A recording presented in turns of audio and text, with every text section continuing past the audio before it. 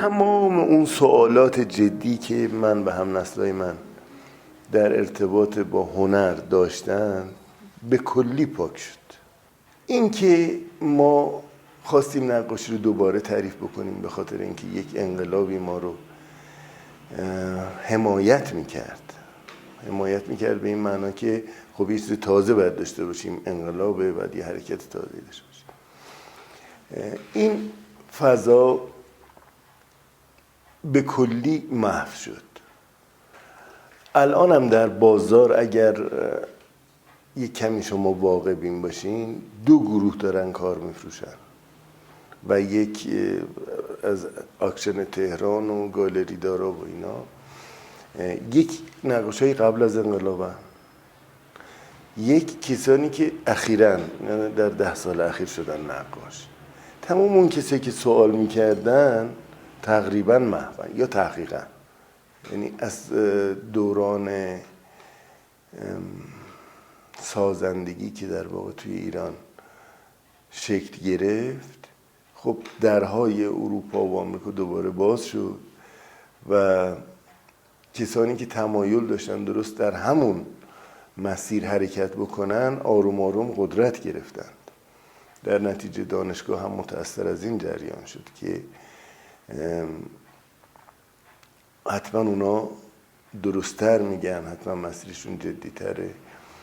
من قائل به این نبودم و نیستم. من فکر میکنم که ما تو کشوری هستیم که دنیا داره بهش حسودی میکنه به خاطر قدمتش، به خاطر سابقه تاریخیش، به خاطر فرهنگش، به خاطر دانشش، کلامش. واقعا یه بطن فرهنگی داشته، یک شرایطی وجود داشته که خیام ها اومدن، یه شرایطی وجود داشته که شاهنامه بایساموری هست، شرایطی وجود داشته که مسجد جامع اصفهان هست، اون کتیبه ها هست. خب نقاشی که به اینا توجه نکنه و درهای ذهنش رو برای اروپا و آمریکا باز بکنه، به نظر من خیانت کرد. هنری که هویتش رو اینجوری از دست بده، گذشته خودش رو از دست بده، بازارهای حقیر دبی و نمیدونم امارات و قطر و اینا بشه برای من معیار فروختن و هنر، من به جامعه‌ام خیانت کردم. من اعتقاد دارم حوزه روشنفکری حوزه‌ای که ایمان داره به گذشته خودش، به جوانای خودش وقع میذاره، نمیتونه از کنار اینا بگذره. و این شرایط فعلی که میبینم و اینترنت هم بسیار بسیار نقش داشته درش، یا این اطلاع رسانی فوق‌العاده سریع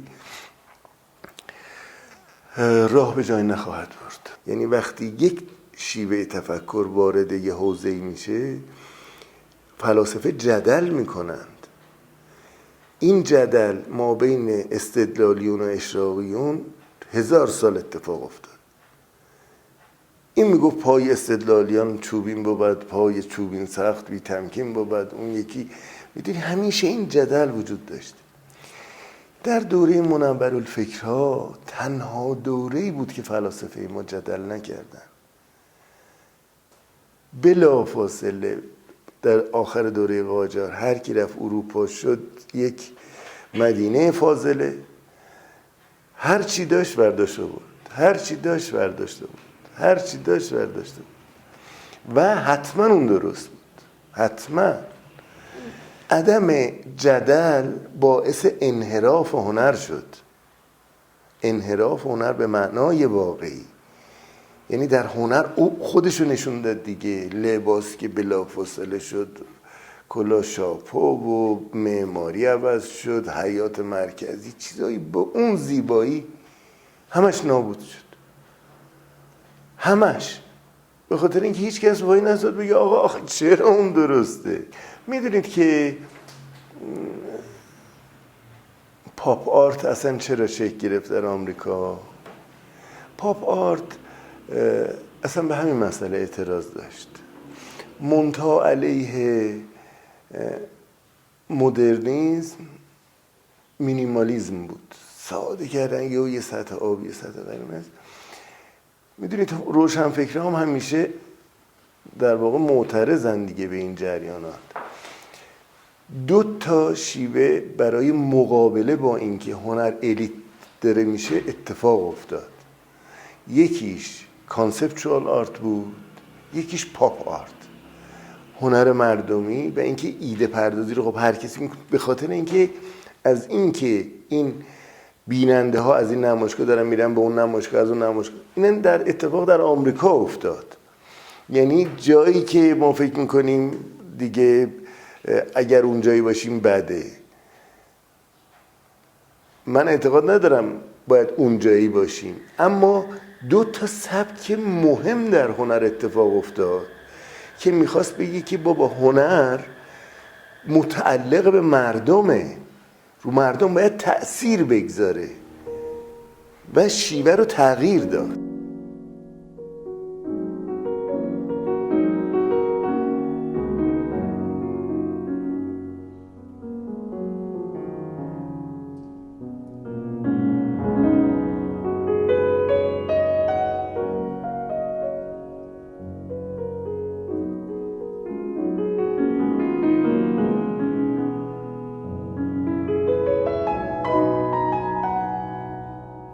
خیلی اهمیت زیادی داره که تو یه دنیایی رو بسازی که این دنیا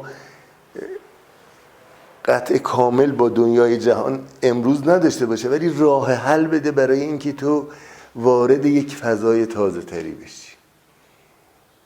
اگرم درست شده باشی حتما به خلاقیت دست پیدا خواهی کرد. هنرمند از جامعه میاد، جامعه یه باری داره، این بار فرهنگی است، تاریخی است، اجتماعی است، اقتصادی است. من قائل به اینم که من اگر در این لحظه در سن 56 سالگی عاشق بشم، خیلی ساده، و همین اتفاق برای یک هنرمند فرانسوی در همین سن اتفاق بیفته، دو تا عالم متفاوته. میدونین دیگه، دو تا عالمی که کاملا با هم متفاوتن. اون حاصل یک جامعه است، یک فضاست، یک معاشقه است، نمیدونم، من برعکس یه فضای دیگه دارم. اگر این دوتا رو خوب مقایسه بکنیم و تفاوتاشو لمس بکنیم، حتما متوجه میشیم که نقاش، هنرمند یک پدیده اجتماعی است. نه میخوام شعار بدم، نه میخوام بگم جامعه رو قرار نجات بده. جامعه رو نجات میده، اما بعدها بیشتر میفهم.